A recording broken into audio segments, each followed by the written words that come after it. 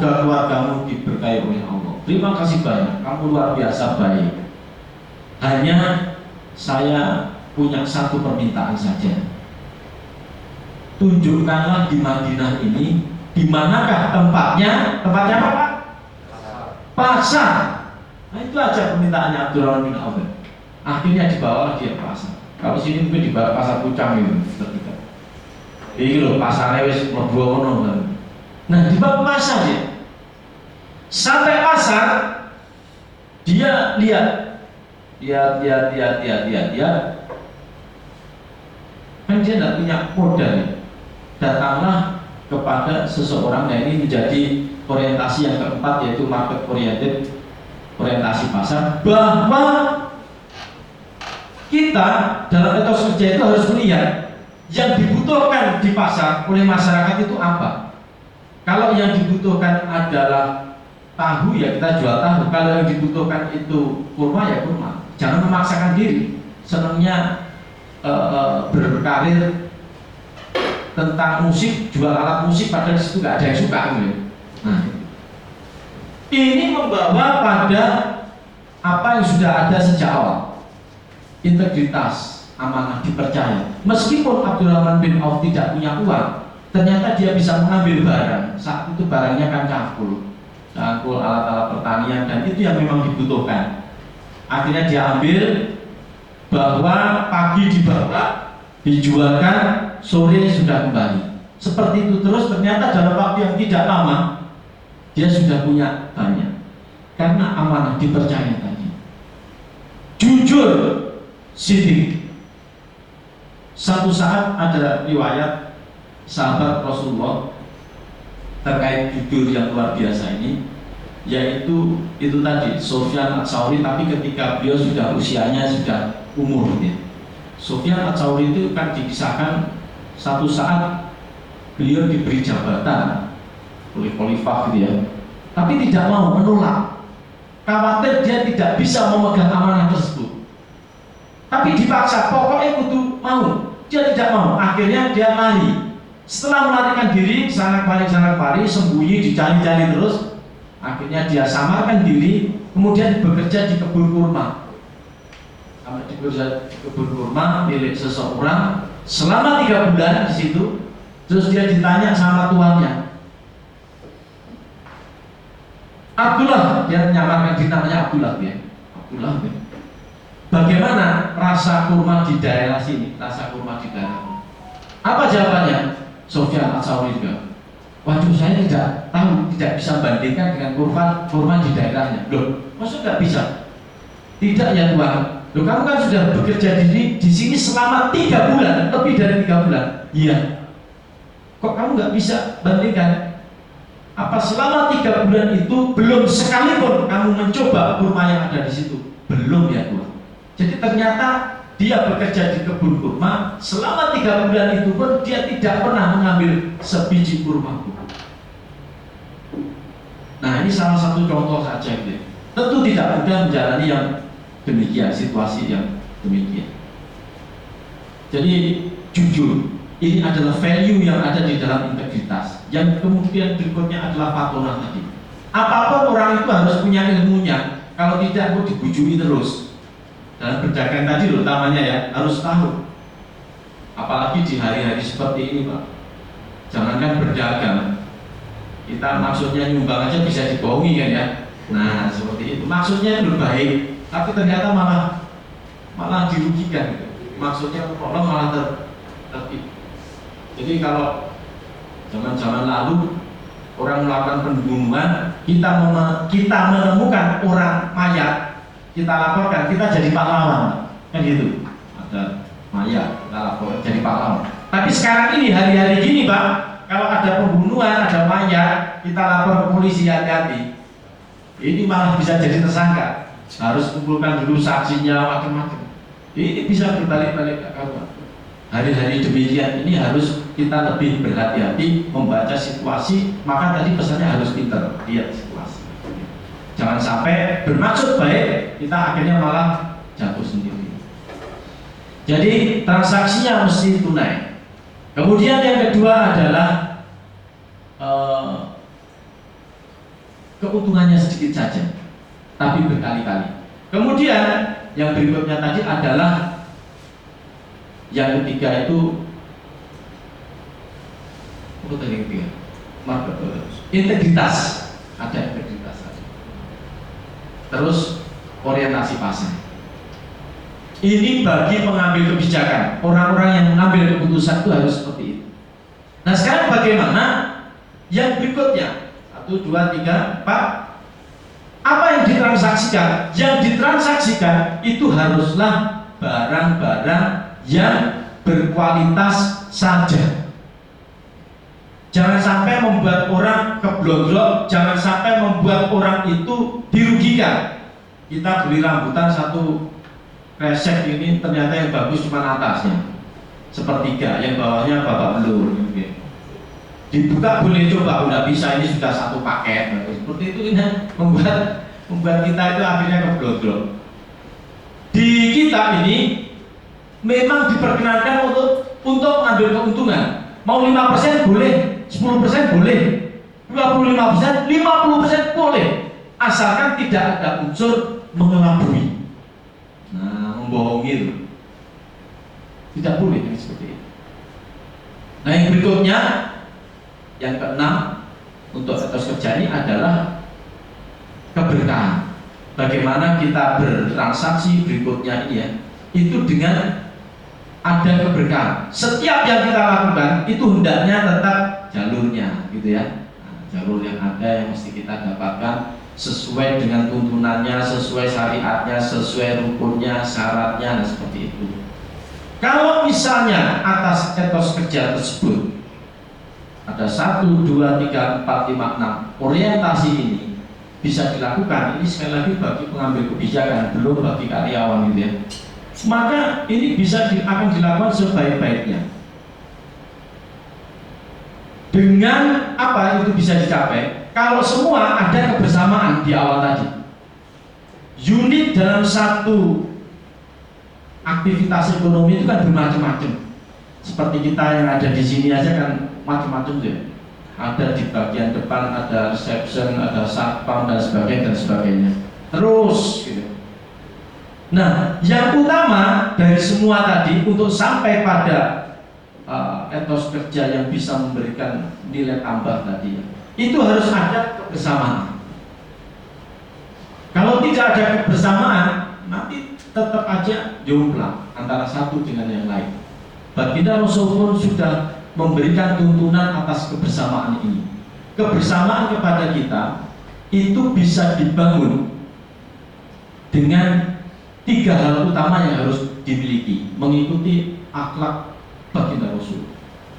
Kalau akhlaknya di BUMN tadi katanya langsung saya baca di depan tadi, coba saya ingat-ingat tapi tidak ingat.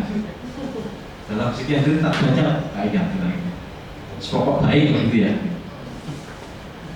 Jadi akhlak yang pertama itu adalah silman kotor. Mulailah untuk menghubungi orang yang sudah memutuskan silaturahmi, yang sudah memutus hubungan dengan kita. Jadi posisinya seperti itu. Lu kan malu Pak, apa balikan gitu? Oh, bukan, ini nanti dibahasakannya beda ya. Jadi bukan jadian putus terus minta lagi, sambung lagi, putus sambung, bukan itu. Maksudnya bukan itu ya, beda. Jadi di sini bagaimana kita menempatkan dalam posisi ada orang yang sudah memutuskan silaturahmi, tapi kita berani mendatangi. Kita datang, mari untuk menuju pada kebersamaan, mari untuk sesuatu yang lebih baik, kita sambung kembali silaturahmi ini. Tidak mudah Pak. Tidak mudah. Yang mudah itu adalah silaturahmi dengan orang yang memang tidak punya masalah. Termasuk Fitri. Paling gampang kan tidak ada masalah, langsung chat, oke, mohon maaf lahir batin. Tapi sama-sama tidak ada masalah. Tapi kalau yang punya masalah harus ngapain? Jano ya itu kan gitu. Nah seperti itu. Ini, dia yang mutus kok persahabatan ini, biarin aja. KPDW kan seperti itu. Tapi ternyata baginda Rasul tidak demikian. Ya. Siluman kotoran itu datangi, sambung kembali silaturahmi. Wa aqiman haraman. Jadi berilah seseorang yang pernah menolak memberimu. Nah ini juga tidak mudah. Memberi seseorang yang pernah menolak untuk memberi kita. Satu saat kita butuh bantuan, gitu ya. Minta tolong pada seseorang, minta minum, ditolak. Oh, enak dewe iki minum bukan. Tapi satu ketika orang itu dalam posisi yang kurang, ganti kita yang memberi tanpa dia meminta. Sungguh ini tidak mudah. Saya simulasikan aja teman saya sendiri. Itu berangkat jalan gitu ya. Terus tiba-tiba ada mobil. Terus jalan, terus mogok. Ketika mogok, yang sopirnya ini keluar. Begitu keluar, minta tolong, Pak, tolong didorong. Nah, teman saya yang jalan tadi dorong. Apa yang terjadi? Tidak mau.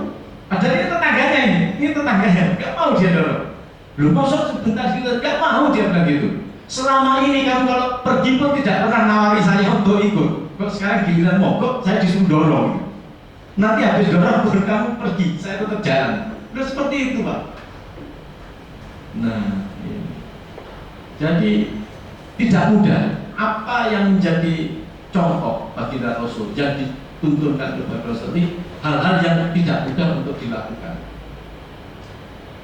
Jadi silman kotoran, ba'a iman haraman, ba'u aman dolama. Yang ketiga ini juga sangat tidak menjadi tidak mudah untuk dilakukan. Kita harus memberi maaf kepada orang yang pernah menghina kita, melukai kita, menyakiti kita. Nah, sulit gitu ya. Sulit yang seperti ini.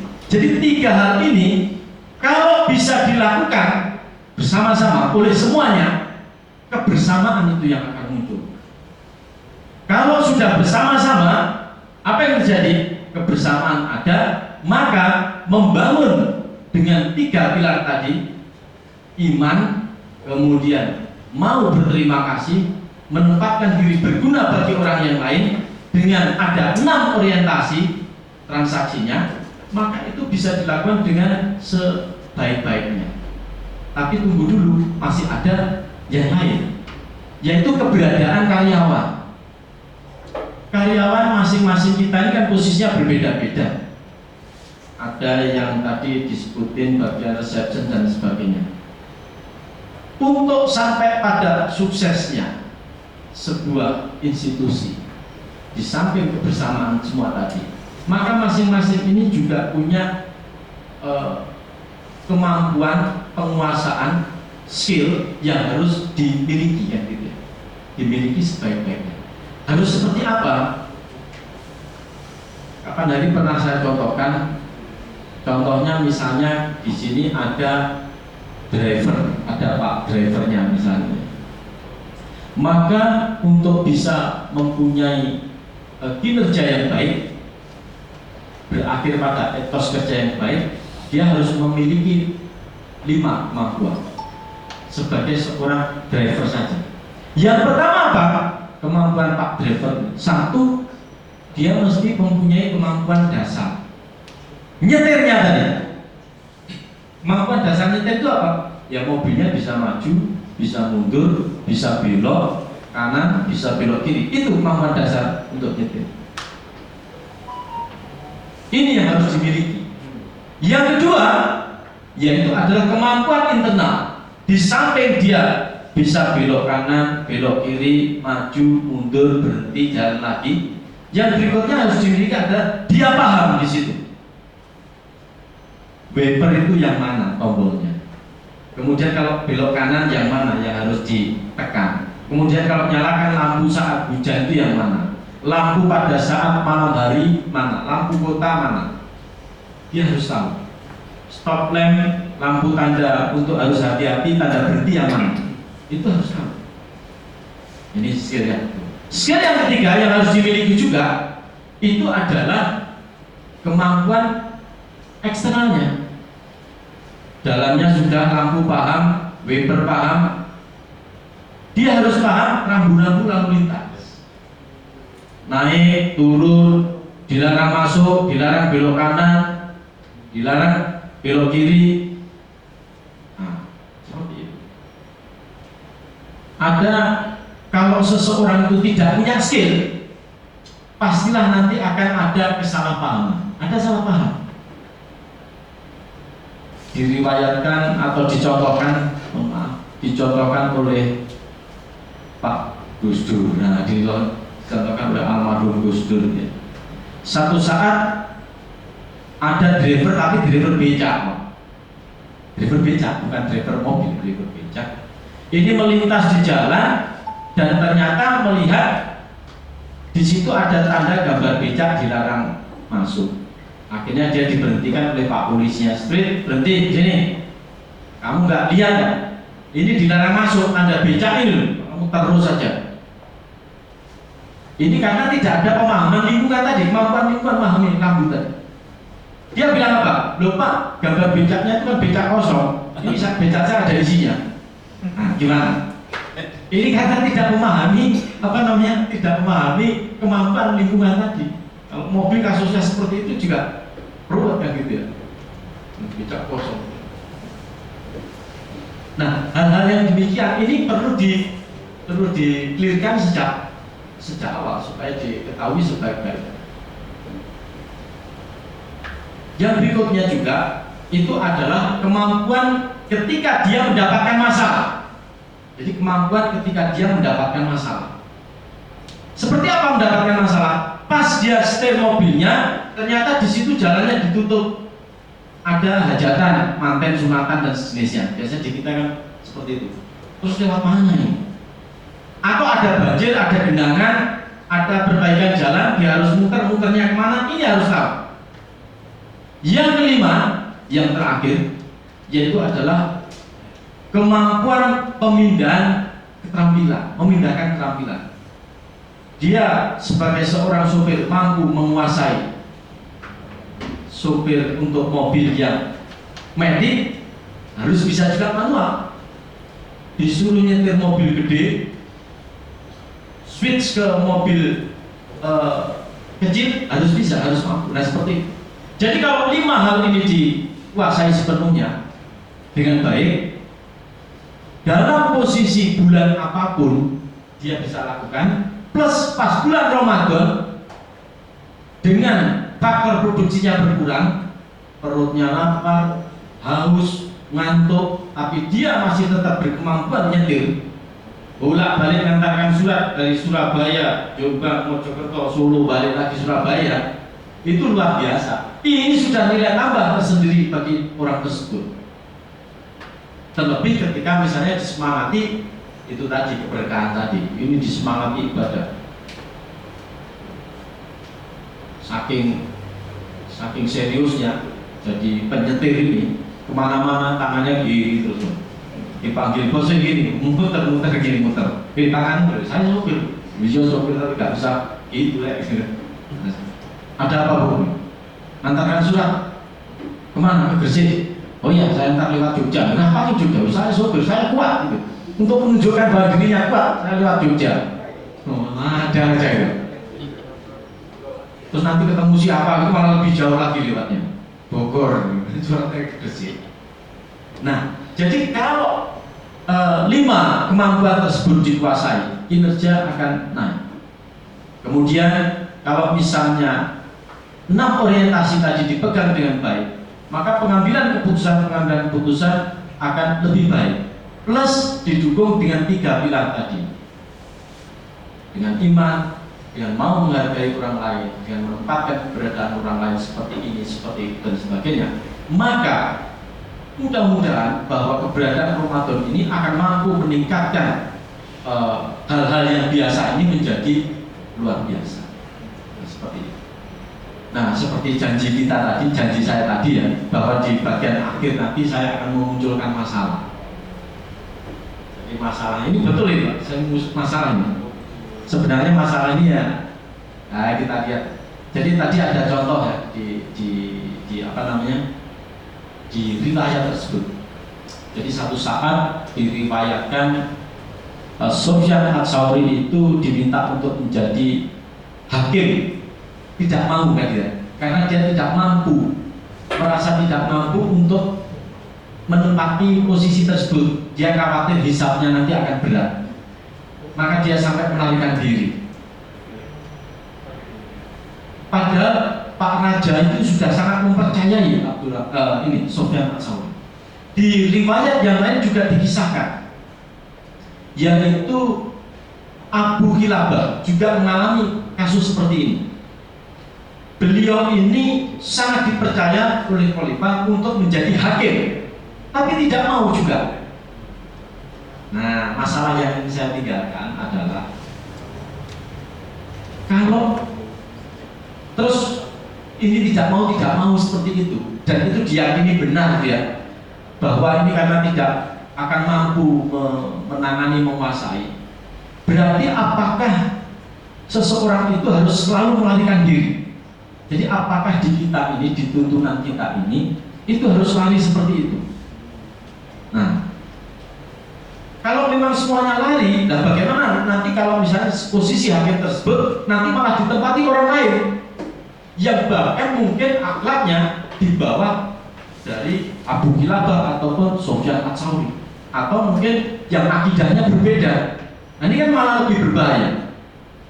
Nah, ini masalah yang saya tinggalkan di sini untuk sampai pada diskusi berikut setelah Lebaran. Nanti silakan dibuat ngobrol-ngobrol sama yang hadir di sini. Kira-kira demikian. Terima kasih atas segala perhatian. Mohon maaf untuk semua kekurangan. Selanjutnya, sebagai bagian akhir, sejenak mari kita menundukkan kepala, mengadahkan tangan. Kita berdoa untuk beberapa permintaan, beberapa permohonan agar terwujud keamanan, kenyamanan, kedamaian, kebahagiaan, kesejahteraan, gitu ya, terjaganya kesehatan, kesuksesan, juga tetap terjaganya tinggi iman, tinggi ilmu, dan tinggi pengabdian dengan akhlak yang terjaga termulia. A'udzubillahi minasyaitonirrajim. Bismillahirrahmanirrahim. Wa bihi nasta'inu ala umuri dunya wa din. Wassalatu wassalamu ala asrofil anbiya'i wal mursalin wa ala alihi wa sahbihi ajmain. Rabbis sodri wa yassir amri wa hlul 'uqdatam min lisani yafqahu qawli. Astaghfirullahaladzim. Astaghfirullahaladzim. Astaghfirullahaladzim. Ya Rabbi qiyamuhu binafsihi. Saat ini kami menangis menundukkan kepala dengan membawa sejuta asa, mengadahkan dua tangan, mengharapkan beribu belas kasihan. Kami yang ternyata lebih sering mendekati larangan-larangan-Mu, kami yang ternyata lebih sering menghindari perintah-Mu, sungguh kami malu, tak kuasa untuk menyebutkan satu demi satu atas semua keinginan yang kami mohonkan kepada-Mu. Ampunkanlah salah khilaf keliru dosa kami, kabulkanlah seluruh harap, impian, dan cita-cita kami. Ya awalu al-muqtadiru ya mu'akhiru.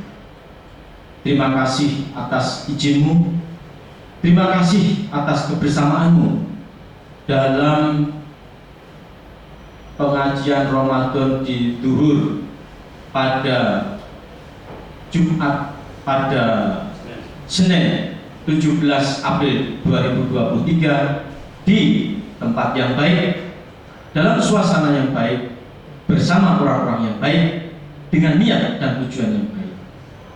Jadikanlah ya Allah agar keseluruhan hal-hal baik ini nantinya juga akan mampu melahirkan kebaikan, tidak hanya untuk hari ini, tapi juga untuk hari-hari setelah hari ini. Ya Allah ya Rabbi, ya Allah yang maha mengampuni dan yang paling memahami lebih dari segalanya. Jadikanlah agar momentum Ramadan ini akan mampu menguatkan iman kami, akan mampu meningkatkan kinerja kami, akan mampu menguatkan silaturahmi di antara kami di PJB Academy ini. Jauh dari sakwa sangka, suudzon, saling menyalahkan, juga pikiran dan pemikiran untuk selalu merasa diri yang paling benar. Ya Rabbi mukhalafatul lil hawadisi, izinkanlah agar kami dapat, izinkanlah untuk kami mampu menjadi insan-insan yang pandai bersyukur atas semua rahmat dan hidayah yang kami nikmati. Izinkanlah agar kami dapat, izinkanlah untuk kami mampu menjadi insan-insan yang ikhlas dan mampu bersabar dalam menyikapi setiap permasalahan dan masalah yang kami hadapi. Allahu ya Rahim, ya Allahu ya Rahman, masukkanlah kami ke dalam golongan orang-orang yang beriman, yang tak lelah untuk bertakwa, menjalankan semua perintah-Mu dan menjauhi semua larangan-larangan. Innallaha ma'as sabirin. Innallaha wa malaikatahu yusholluna 'alan nabi. Ya ayyuhalladzina amanu shollu 'alaihi wa sallimu taslima. Allahumma sholli 'ala sayyidina Muhammad karimil abai wal ummahat. Allahumma firli wa tub 'alayya innaka antat tawwabur rahim. Allahumma inni as'aluka husnul khotimah. Ya Allah, jadikanlah agar segalanya dapat berakhir indah. Allahumma rzuqni taubatan nasuha qabla maut. Ya Allah, berilah ampunan-Mu dalam taubatan nasuhaku sebelum tiba ajalku. Allahumma ya mukhalifal khuluq sabit qalbi ala dini. Ya Allah, wahai sang pembolak-balik hati, tetapkanlah aku hanya dalam agama-Mu. Rabbana atarofna bi anana atarofna.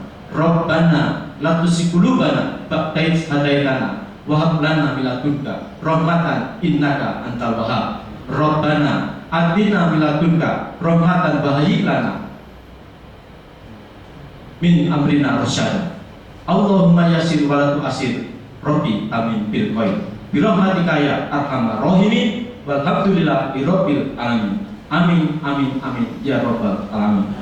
Assalamualaikum warahmatullahi wabarakatuh. Waalaikumsalam warahmatullahi wabarakatuh. Baik, Bapak dan Ibu, tidak terasa kita sudah sampai di penghujung acara. Kami mengucapkan terima kasih banyak kepada Ustadz Dr. Bambang Budiarto atas ilmu yang telah diberikan kepada kami di siang hari ini. Semoga tentunya bisa bermanfaat untuk kita semua, dan semoga segala doa-doa yang telah kita panjatkan dapat diijabah oleh Allah Subhanahu wa taala. Dan kami juga mengucapkan terima kasih kepada seluruh Bapak Ibu yang telah hadir dalam acara pengajian di siang hari ini, dan kami juga mohon maaf apabila terdapat hal-hal yang kurang berkenan selama jalannya acara. Sekian Bapak dan Ibu untuk pengajian kita hari ini. Wabillahi taufiq wal hidayah. Wassalamualaikum warahmatullahi wabarakatuh.